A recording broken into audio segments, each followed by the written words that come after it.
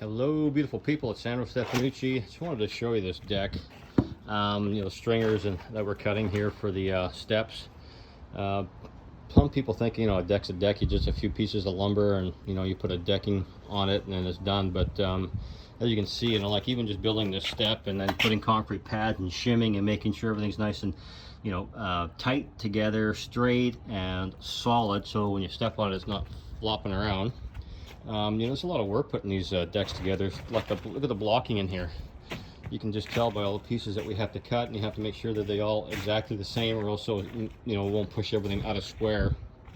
It's a ton of work. And then we have fascia, actual fascia material that's the same color as this decking material that goes on the sides here, and we got to cut that, fit all these pieces in here.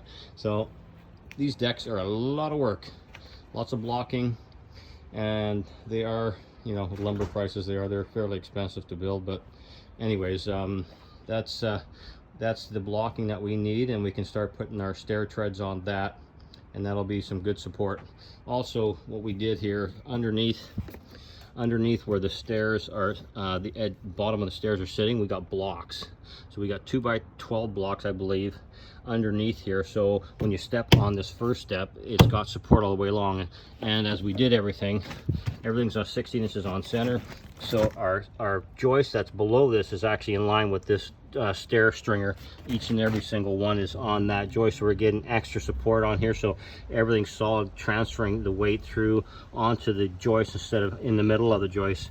And also it's blocked in between, so you can tell, like, you can't even, the deck doesn't even flex. It's pretty tough.